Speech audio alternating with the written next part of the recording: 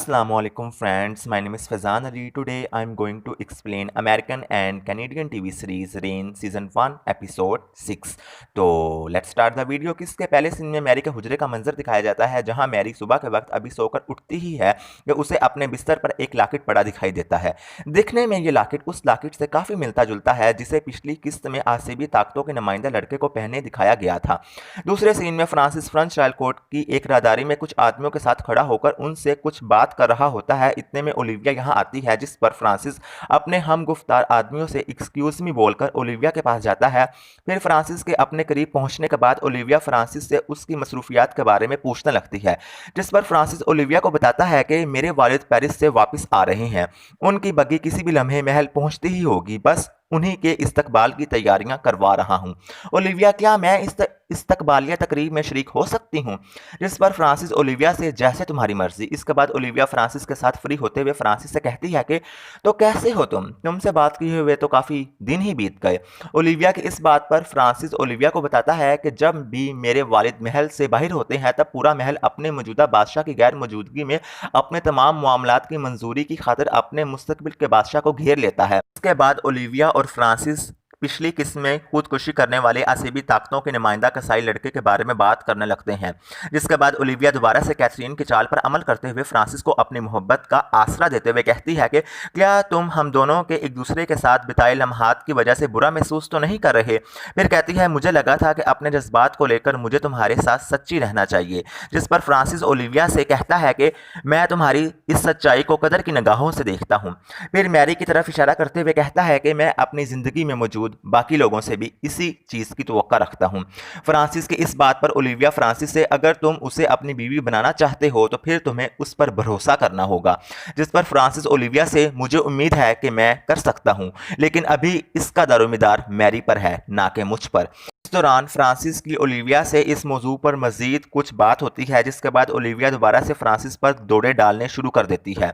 अगले सीन में कैथरीन को ओलिविया के फ्रांसिस को अपनी मोहब्बत के जाल में डालने के हवाले से बात करते हुए दिखाया जाता है, जिस पर ओलिविया कैथरीन से कहती है कि मैं अपनी पूरी कोशिश कर रही हूँ। कैथरीन, तुम जैसी खूबसूरत लड़की के लिए एक मर्द को अपने बिस्तर पर लाना इतना मुश्किल कैसे हो सकता है?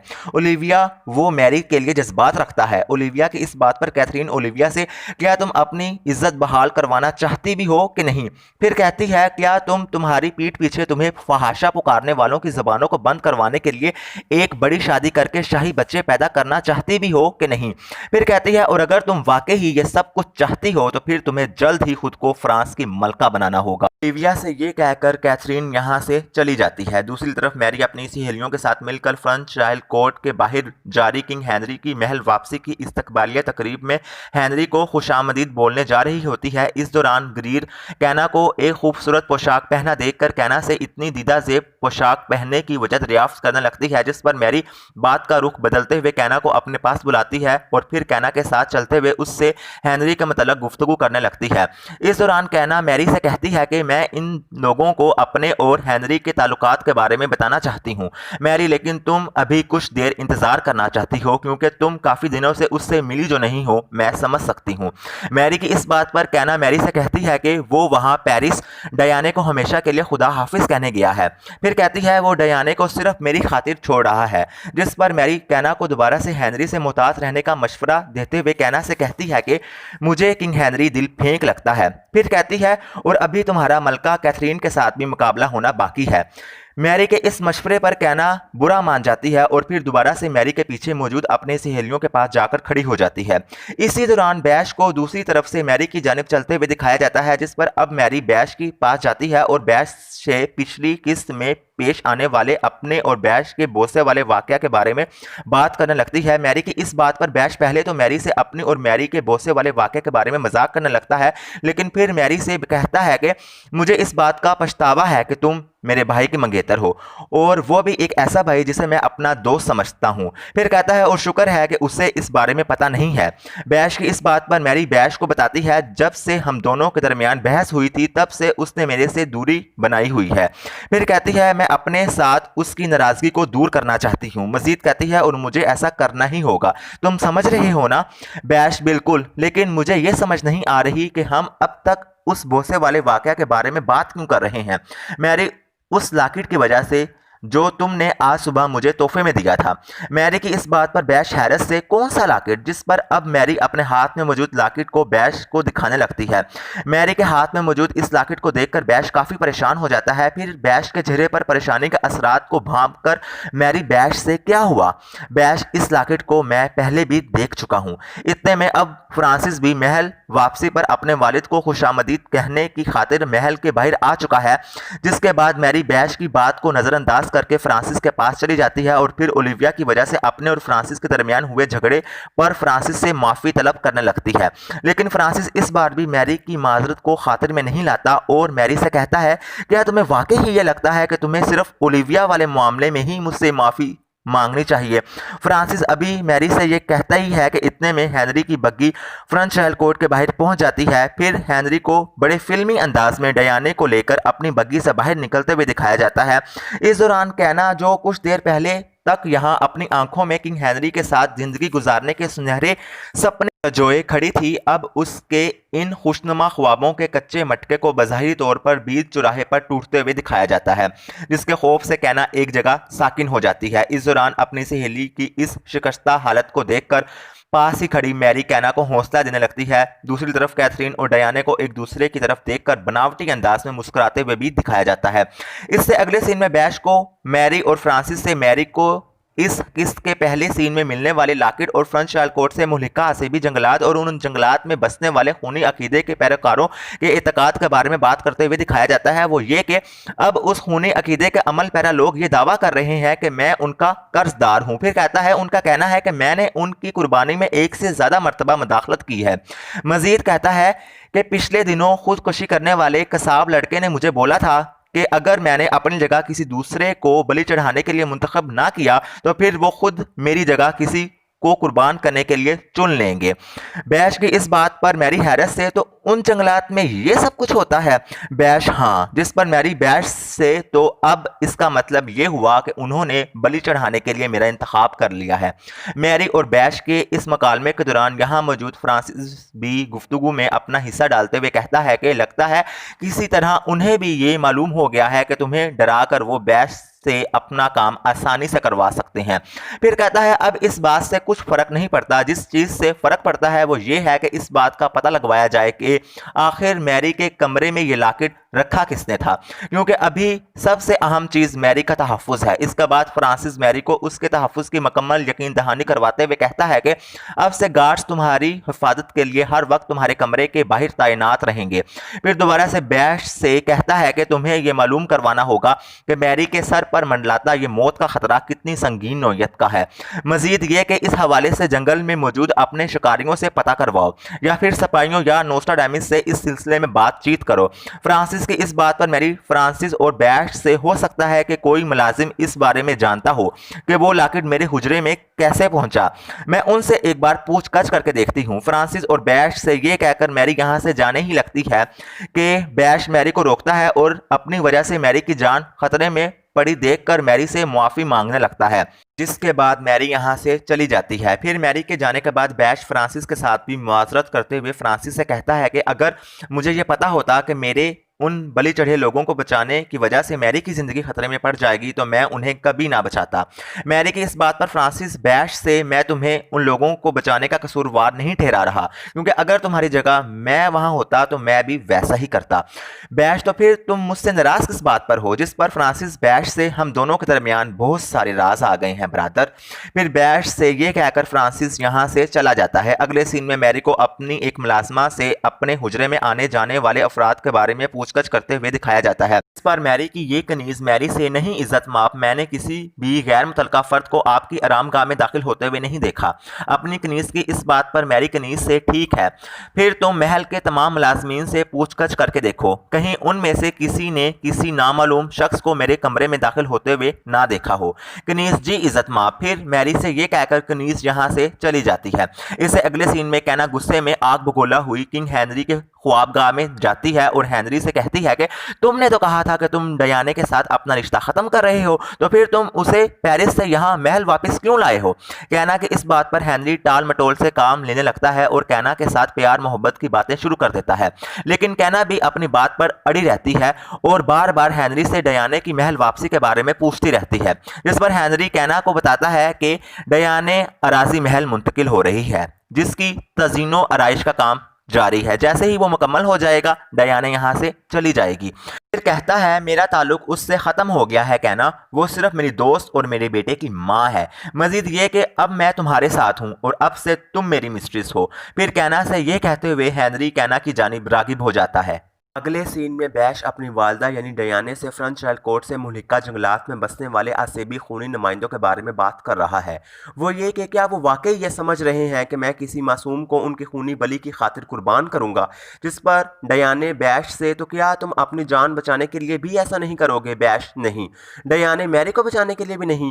डयाने की इस बात पर बैश डयाने से डयाने के आसेबी खूनी ताकतों से उसके पुराने नाते का जिक्र करते हुए कहता है मैं ये बात समझ नहीं पा रहा कि आप कैसे उन जालिमों के साथ इबादत किया करती थी। जिस पर डयाने बैश को बताती है ये मेरी जवानी की बात है, उस वक्त ये अकीदा मुख्तलिफ हुआ करता था, हम लोग कुदरती दुनिया की इबादत किया करते थे। फिर कहती है तब कुर्बानी इस अकीदे का एक छोटा सा हिस्सा हुआ करती थी, मजीद ये कि वो इंसानी कुर्बानी नहीं होती थी। अपनी वालदा की इस गुफ्तगू पर बैश डयाने से तो क्या वो आपकी वजह से मेरा शुमार खुद में करते हैं। डयाने मैं नहीं जानती, मैं सिर्फ इतना जानती हूँ कि अगर यहाँ महल में मुकीम किसी फ़र्द को इस बारे में पता चल गया तो वो हमारा शुमार भी उन्हीं में करेगा और फिर वो हम दोनों को खारजी गिरदान कर जिंदा जला डालेंगे। फिर बैश को उसकी बेहतरी की खातिर मैरी से दूर रहने की नसीहत करने लगती है, जिस पर बैश डयाने से कहता है लेकिन मैरी की जान मेरी वजह से खतरे में पड़ी है। डयाने फ्रांसिस भी इस बारे में जानता है और अगर मैरी को कुछ भी हुआ तो वो इसका कसूरवार तुम्हें ठहराएगा, इसलिए मैरी की जिंदगी को बचाने की खातिर और उस बिदती अकीदे की खूनी बलि चढ़ाने के लिए किसी को चुन लो और फिर जितना हो सके मैरी से दूरी इख्तियार कर लो, यही हम सब के लिए बेहतर होगा। अपनी वालदा की यह बात सुनकर बैश परेशान कुन अंदाज में डयाने की तरफ देखने लगता है। इससे अगले सीन में मैरी अपने हुजरे में अपने बिस्तर पर सोई होती है। इस दौरान मैरी के हाथों पर खून के कुछ कतरे गिरते हैं, जिस पर मैरी की आंख खुल जाती है। इस सिलसिले में मैरी की नजर अपने कमरे की छत पर लटके बारासिंगे के सर पर पड़ती है, जिसके मुंह से मुसलसल खून बह रहा होता है, जिसे देखने के बाद मैरी बहुत हैबतज़दा हो जाती है और फिर डर के आलम में चिल्ला पड़ती है। अगले सीन में फ्रांसिस भी मैरी के हुजरे में पहुंच जाता है, जहां सिपाही बारासिंगे की बलि चढ़े सर को मैरी के कमरे की छत से उतारने और मुलाजमाएं बारासिंगे के खून को मैरी के हुजरे से साफ करने का काम कर रही होती हैं। इस दौरान फ्रांसिस मैरी से कहता है हमें जल्द ही यहाँ से निकलना होगा, जिस पर मैरी गनूदगी के आलम में फ्रांसिस से कहती है कि उन्होंने ज़रूर मुझे कोई नशा आवर चीज़ दी होगी, वरना मैं तो इतनी देर तक सोती ही नहीं हूँ। फिर फ्रांसिस को अपने हाथ पर छपे आसेबी ताकतों के निशान को दिखाने लगती है। इतने में बैश भी यहाँ पहुँच जाता है और मैरी से उसकी खैरियत दरियाफ्त करने लगता है। इसी दौरान फ्रांसिस बैश के पास जाता है और फिर बैश को अपने साथ लेकर मैरी के कमरे से बाहर चला जाता है। फिर फ्रांसिस के साथ मैरी के हुजरे से बाहर आने के बाद बैश फ्रांसिस से कहता है कि वो ये सब कुछ हमें डराने के लिए कर रहे हैं, जिस पर फ्रांसिस बैश से नहीं, वो तुमसे अपना काम करवाने के लिए सब कुछ कर रहे हैं, इसीलिए तो उन्होंने इस सब में मैरी का इंतखाब किया है। मजीद कहता है तुम्हें इसकी कोई ना कोई तदबीर निकालना ही होगी। फ्रांसिस की इस बात पर बैश फ्रांसिस से तुम्हें मालूम भी है कि वो मुझे क्या करने को बोल रहे हैं, जिस पर फ्रांसिस बैश से मैं तुम्हें उनकी करने का जिम्मेदार नहीं गिरदान रहा, लेकिन मैरी को इस खतरे में तुमने ही डाला है। बैश वो मुझे एक जीते जागते इंसान की बलि चढ़ाने का बोल रहे हैं। बैश की इस बात पर फ्रांसिस डरे हुए अंदाज में बैश की तरफ देखते हुए कहता है तो क्या तुमने इस सिलसिले में अपने एक्सपर्ट से रुजू किया है। फिर तंजिया अंदाज में कहता है वही जिनसे तुम छुप छुप कर मिलते हो या वो जिनके बारे में तुम बड़ी राजदारी रखते हो। फ्रांसिस की इस बात पर बैश बड़े उलझे हुए अंदाज में फ्रांसिस की जानिब देखने लगता है। दूसरी तरफ अब कैथरीन मैरी के कमरे में पहुंचती है और मैरी से कहती है ये कैसे हो सकता है। कैथरीन की इस बात पर मैरी नींद की खुमारी में ही कैथरीन पर तंज करते हुए कहती है कि आप तो पहले भी मेरे कमरे में किसी को भेज चुकी हैं, तो फिर आप ही ये क्यों नहीं बता देती कि ये कैसे हो गया। कैथरीन गुस्से से तुम मुझ पर इल्ज़ाम लगा रही हो। कैथरीन अभी मैरी से ये कहती ही है है कि इतने में फ्रांसिस दोबारा से मैरी के हुजरे में आ जाता है और कैथरीन से कहता है हम इसका कसूरवार आपको नहीं ठहरा रहे वालदा। इस पर कैथरीन फ्रांसिस से इसका मतलब तो ये हुआ कि तुम लोग जानते हो कि ये किसने किया है। फिर मैरी के चेहरे पर नींद की खुमारी को देखकर कहती है क्या उन्होंने इसे कोई नशा आवर चीज दी है। फिर मैरी के करीब जाकर मैरी के करीब मौजूद मेज पर पड़े गिलास को सूंघते हुए कहती है ये तो खशखास है। मजीद कहती है मुझे शुबा है मैरी के गार्ड्स को भी यही नशा आवर चीज दी गई होगी। फिर फ्रांसिस से मैरी के गार्ड्स के बारे में पूछने लगती है जिस पर यही मौजूद फ्रांसिस कैथरीन से कहता है वो दारुल शिफा में है, उन्हें मेदे में शदीद दर्द हो रही थी। कैथरीन इसका मतलब ये हुआ कि उन्होंने काफी ज्यादा मिकदार में दवा पी ली थी। फिर सवालिया अंदाज में कहती है बारहसिंगे के बलि चढ़े सर को यहाँ लटका कर वो हमें क्या पैगाम देना चाह रहे हैं। जिस पर मैरी कैथरीन को बिदतियों की खूनी कुर्बानी के बारे में बताने लगती है। जिस पर मैरी के मुंह से बिदतियों के बारे में सुनकर कैथरीन हैरानकुन अंदाज में मैरी से कहती है तुम बिदतियों के बारे में क्या जानती हो। जिस पर फ्रांसिस भी दोबारा से गुफ्तगू में अपना हिस्सा डालते हुए कहता है उतना ही जानती है जितना हम सब जानते हैं कि वो जालिम, सफाक और खून के प्यासे हैं। फिर कहता है और ऐसा लग रहा है कि जिस कदर वो अपनी दहशत फैला रहे हैं उतनी ही वो ताकत भी हासिल करते जा रहे हैं। फ्रांसिस की इस बात पर कैथरीन फ्रांसिस से वो शैतान मेरे महल के अंदर मेरे घर तक पहुंच आए हैं। जिस पर मैरी कैथरीन से कहती है वो खारजी हमें डराने के लिए मिलकर काम कर रहे हैं, इसलिए अब हमें भी उन्हें रोकने की खातिर मिलकर काम करना होगा। मैरी की इस बात पर कैथरीन परेशानी से कुछ सोचने लगती है। इससे अगले सीन में कैना अपनी सहेलियों लोला, गरीर और एली को लेकर किंग हेनरी के चैम्बर में जाती है और फिर उन्हें अपने और हेनरी के मुआशरे के बारे में बताने लगती है। जिस पर यह सब पहले तो कैना के मुंह से अपने और किंग हेनरी के ताल्लुकात की बात सुनकर काफी हैरान होती हैं, लेकिन फिर अपनी सहेली की खुशी में खुश हो जाती हैं और कैना से उसके और हेनरी के मुआशरे के बारे में बात करने लगती हैं। इस दौरान एली कैना से कहती है कि क्या कैथरीन इसके मतलब सब जानती है, मजीद ये कि इस बारे में जानने के बाद डयाने का क्या रद्द-ए-अमल था। जिस पर कैना एली से कहती है डयाने की किसको परवाह है। फिर इतराते हुए कहती है अब से मैं हेनरी की मिस्ट्रीज हूँ। कैना की इस बात पर यहाँ मौजूद लोला कैना को समझाते हुए कहती है कि कैना डयाने बादशाह की मंजूर नजर बेटे की माँ है, उसे हेनरी के साथ रहते हुए दिहाइयां बीत गई हैं। फिर कैना की तवज्जो इस कमरे की H&D हरूफ की टाइल्स की तरफ मबजूल करवाते हुए कहती है उस पत्थर पर लिखा HOD देखो जो हेनरी और डयाने के लिए लिखवाया गया था। मजीद कहती है उनकी मोहब्बत की दास्तान तो पत्थरों तक पर लिखी हुई है। जिस पर कैना परेशान कुन अंदाज में लोला की इशारा करदा टाइल की तरफ देखने लगती है। अगले सीन में मैरी और कैथरीन को फ्रेंच रायल कोर्ट के कमरे तख्त में महल की तमाम मुलाजमीन को इकट्ठा करके उनसे आज सुबह महल में होने वाले वाकया की तफ्तीश करते हुए दिखाया जाता है। इस दौरान मैरी इन तमाम मुलाजमीन से कहती है कि जैसा कि आप सब लोग ये जानते हैं कि आज महल में क्या हुआ है। फिर कहती है कि कोई ऐसा शख्स जिसे हम फ्रांस का दोस्त तो बिल्कुल भी नहीं कह सकते वो महल में घुस आया है और मुझे और आप सबको डराने की कोशिश कर रहा है। मजीद कहती है इसलिए मेरी फ्रांस आपके बादशाह और अमन की खातिर आप सबसे गुजारिश है कि अगर आप में से कोई भी उस मुतनाज़ा अकीदे के घुस बैठिए पैरोकार के बारे में कुछ जानता है तो प्लीज़ वो आगे बढ़े और हमें उसके बारे में बताए। मैरी की इस बात पर सब अपनी अपनी जगह पर खड़े रहते हैं और एक दूसरे का मुंह ताकने लगते हैं। इसके बाद कैथरीन अपनी नशिस्त से उठती है और अपने मुलाजमीन की तरफ बढ़ते हुए कहती है कि तुम में से कोई भी आगे नहीं बढ़ा, जिसका मतलब यह हुआ कि तुम में से कोई भी कुछ नहीं जानता, जो कि बिल्कुल भी मुमकिन नहीं है। फिर कहती है हम दोनों तुम सब से ये पूछगछ इसलिए कर रही हैं क्योंकि अब लोग इस बात पर सवाल उठाने लगे हैं कि आया वो इस महल यानी मेरे घर में महफूज हैं भी कि नहीं, जिसका सीधा सीधा ये मतलब हुआ कि वो मुझ पर सवाल उठा रहे हैं। मजीद ये कि तो अब अगर इस कमरे में मौजूद तुम सब लोगों में से कोई ये जानता है कि मैरी को डराने की कोशिश करने वाला असेबी अकीदे का अमल पैरा शख्स कौन है तो वो आज रात तक मेरे पास आ सकता है, वरना दूसरी सूरत में मैं सिपाहियों को तुम्हारे गांव कस्बों तक भेजूंगी जो तुम सबके घरों को एक एक करके जला डालेंगे। फिर मुलाजमीन से ये कहकर कैथरीन यहाँ से चली जाती है। इससे अगले सीन में बैश फ्रेंच रायल कोर्ट के एक जिंदान में जाता है जहां वो एक सिपाही से चंद सोने के सिक्कों के इवज एक चोर कैदी को बिदतियों की खूनी बलि चढ़ाने की खातिर रिहा करवाता है और साथ ही सिपाही को इस बारे में किसी को ना बताने की तायीद भी कर देता है। अगले सीन में कैना किंग हेनरी के चैम्बर में बैठकर उससे उसके हुजरे में मौजूद HOD हरूफ की टाइल्स को कमरे से उतरवाने के हवाले से बात कर रही होती है। इस दौरान हेनरी बार बार टाल मटोल से काम लेता रहता है, जिस पर कैना मायूसी से शिकवा करते हुए हेनरी से कहती है कि डयाने को 15 कमरों वाले बंगले से नवाजा जा रहा है और मेरे लिए तुम कमरे के चंद पत्थर तब्दील नहीं करवा सकते।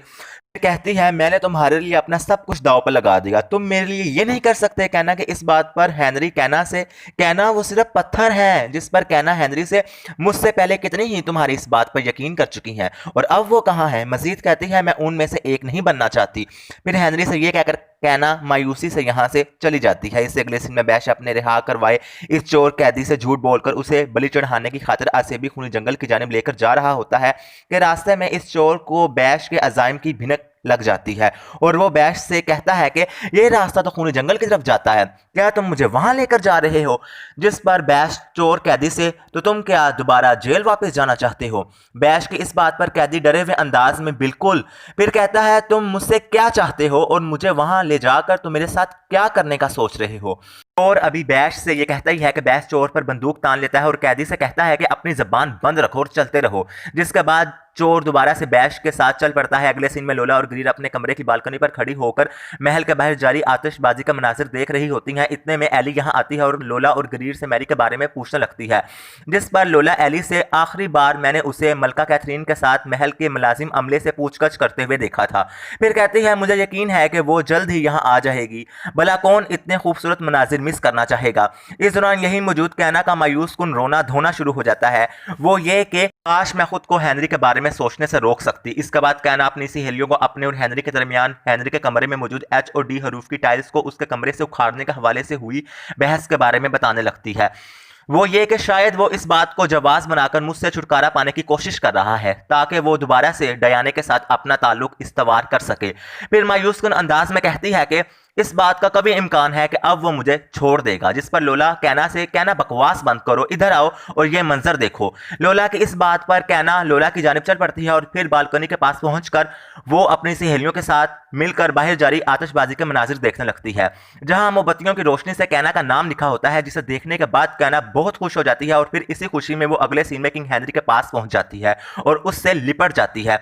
इससे अगले सीन में फ्रांसिस मैरी के पास जाता है और मैरी से कहता है कि बैश ने अपनी हैसियत और पैसे का इस्तेमाल करके महल की जिंदान से एक कैदी रिहा करवाया है। फिर कहता है वो उस कैदी को आसेबी ताकतों की खातिर कुर्बान करने की गर्ज से खूनी जंगल में लेकर जा चुका है। मजीद कहता है मैरी मैं तुम्हें इस बात की जमानत दे सकता हूं कि उस चोर कैदी का जुर्म इतनी भी संगीन नोयत का नहीं था कि जिसकी पदाश में उसे जंगल में जानवरों की तरह जिबा किया जाए। फिर कहता है वो उस कैदी को असीबी ताकतों की खातिर कुर्बान करने की गर्ज से खूनी जंगल में ले जा चुका है। मजीद कहता है मैरी मैं तुम्हें इस बात की जमानत दे सकता हूं कि उस चोर कैदी का जुर्म इतनी भी संगीन नोयत का नहीं था कि जिसकी पादाश में उसे जंगल में जानवरों की तरह जिबा किया जाए। फिर कहता है बैश को यह नहीं करना चाहिए था। फ्रांसिस की इस बात पर मैरी डरे हुए अंदाज में फ्रांसिस की तरफ देखते हुए कहती है कि क्या उस कर्ज की अदायगी का मतलब ये था इंसानी कुर्बानी। फिर कहती है बैश ऐसा नहीं करेगा। जिस पर फ्रांसिस मैरी से वो तुम्हारे लिए ऐसा कर गुजरेगा और मैं ये नहीं कह सकता कि वो ऐसा ना करे क्योंकि मैं भी तुम्हारी परवाह करता हूं। फिर कहता है और मैं ये भी जानता हूं कि वो तुम्हारे लिए जज्बात रखता है। फ्रांसिस की इस बात पर मैरी फ्रांसिस से कहती है कि तुम्हें इस बारे में फिक्र करने की जरूरत नहीं है क्योंकि मैंने उस दिन बहुत शराब पी हुई थी और वो जिस पर फ्रांसिस गुस्से से और वो ये भूल गया था कि वो मेरा भाई है और तुम मेरी मंगेतर हो। फिर कहता है मैं जानता हूं कि उससे ओलिविया के साथ कुर्बत के लम्हात में गलती सरजद हो गई थी। मजीद कहता है लेकिन अब मुझे लगता है कि मेरी सबसे बड़ी गलती तुम्हारे साथ मुकम्मल तौर पर मुखलस रहना थी। मैरी से ये कहकर फ्रांसिस यहाँ से जाने लगता है, जिस पर मैरी फ्रांसिस को रोकते हुए कहती है कि मुझे इस बात का एहसास नहीं था। मैरी की इस बात पर फ्रांसिस गुस्से से मैरी से कहता है कि मैंने कोर्ट में तुम्हें तुम्हारी जिंदगी दाव पर लगाते हुए देखकर कहा था कि हम एहसास या जज्बात में बहकर कोई काम नहीं कर सकते, लेकिन तुमने मेरी बात समझी नहीं। मैरी मैंने समझी थी। जिस पर फ्रांसिस गुस्से से तो फिर हम आज दोबारा से उस दुराहे पर क्यों खड़े हैं। मैरी से ये कहकर फ्रांसिस गुस्से से यहाँ से चला जाता है। अगले सीन में कैथरीन के हुजरे का मंजर दिखाया जाता है जहां वो अपने एक सिपाही के साथ अपने खामंद किंग हेनरी के बारे में बात कर रही होती है। इस दौरान एक मुलाजमा कैथरीन को महल में मौजूद आसेबी खूनी ताकतों के नुमाइंदा शख्स के बारे में मालूमात देने के लिए कैथरीन के कमरे में आती है।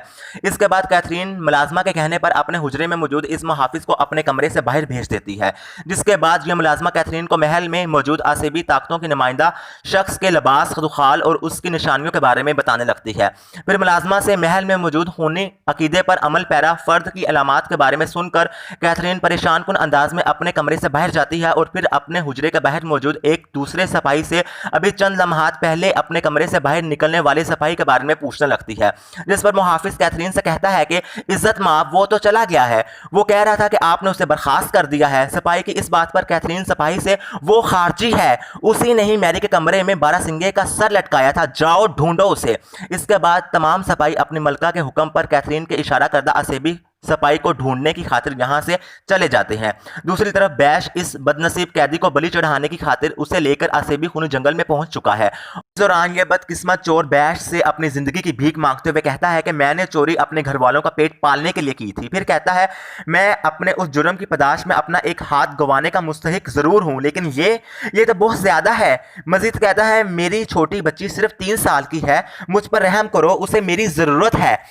अभी ये बदबख्त चोर बैश से ये कहता ही है कि इतने में बैश को यहाँ किसी अजनबी शय की आहट महसूस होती है, जिस पर वह फौरन इस कैदी को बलि चढ़ाने की गर्ज से दरख्त से उल्टा लटका देता है। अभी बैश इस चोर को दरख्त से लटकाता ही है कि इतने में जंगल में बसने वाली असेबी खूनी ताकतों का पेशवा बैश की इस कुर्बानी को कबूल करने की खातिर यहाँ नमूदार हो जाता है।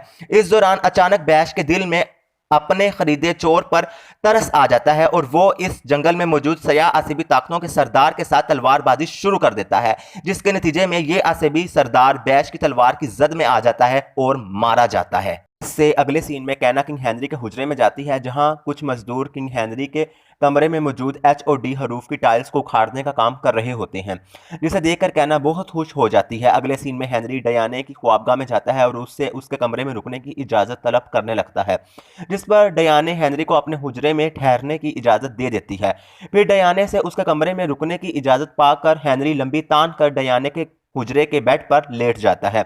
इस दौरान हेनरी और डयाने के दरमियान कैना के मतलब कुछ बात होती है, जिसके बाद ये दोनों एक दूसरे की जानिब राग़िब हो जाते हैं।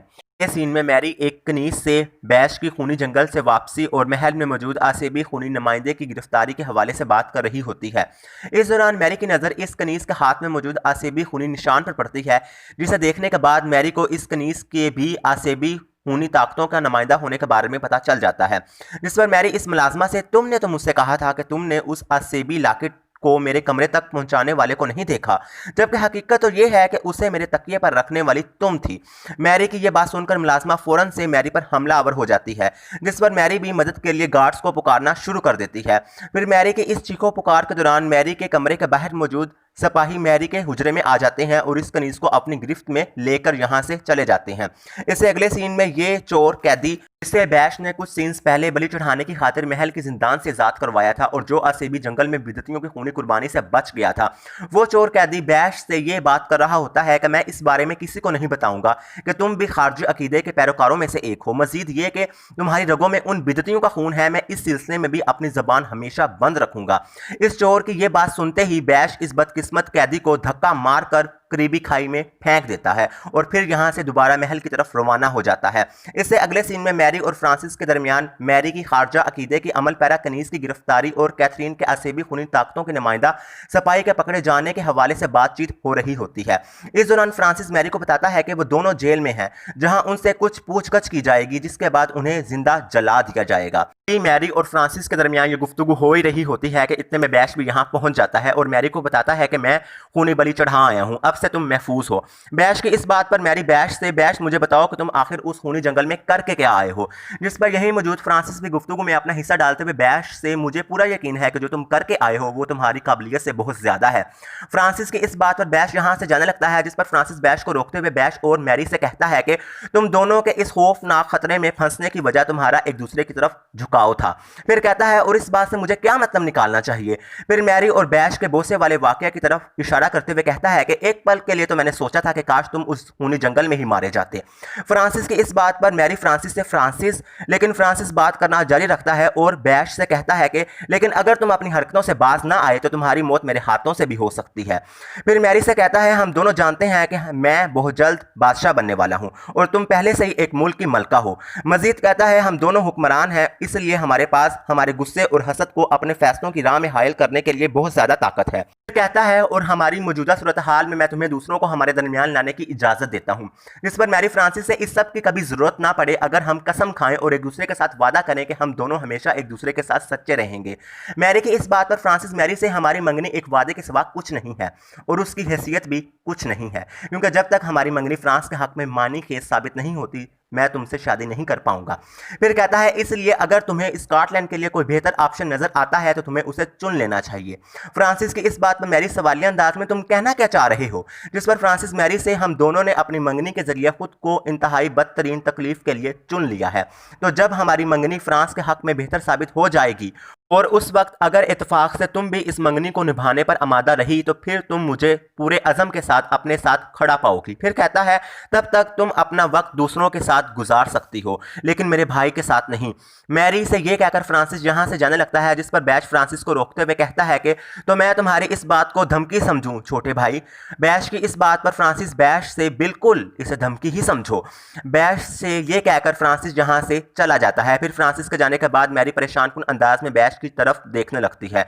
अगले सीन में फ्रांसिस ओलिविया के हुजरे में जाता है और फिर ओलिविया की जानिब माइल हो जाता है, जबकि दूसरी तरफ मैरी की बिदती अकीदे पर अमल पैरा कनीज और कैथरीन के असेबी खूनी ताकतों की नुमाइंदा सपाई को महल के बाहर जिंदा जला दिया जाता है। इसके आखिरी सीन में बैश को अपनी वालदा डयाने से फ्रांसिस के बारे में बात करते हुए दिखाया जाता है, वो ये कि आज फ्रांसिस ने मुझे जान से मारने की धमकी दी है। फिर कहता है वो मेरे मन पर हुक्मरानी करके अपने दिल पर राज करने की कोशिश कर रहा है। मजीद कहता है हम यहाँ महफूज नहीं हैं, जिस पर डयाने बैश से तुम्हें मैरी को लेकर फ्रांसिस की तंबीह पर अमल करना होगा। डयाने की इस बात पर बैश डयाने से असल तंबीह तो यह है कि यहाँ बाज़ लोग ज़्यादा अहमियत के हामिल हैं और बाज़ लोगों की कोई कदर कीमत ही नहीं है। फिर कहता है कुछ लोगों को हमेशा याद रखा जाएगा और कुछ लोगों को हमेशा के लिए फरामोश कर दिया जाएगा। जिस पर डयाने बैश से मैं तुम्हें यादगार बनाने की हर मुमकिन कोशिश करूंगी। डयाने की इस बात पर बैश अपनी वालदा की तरफ देखने लगता है। तो फ्रेंड्स ये थी मेरी आज की वीडियो अच्छी लगी तो लाइक कमेंट और चैनल को सब्सक्राइब करना ना भूलिएगा। अगली बार ड्रामे की 7वीं एपिसोड के साथ हाजिर हूँगा, तब तक के लिए अल्लाह हाफिज़।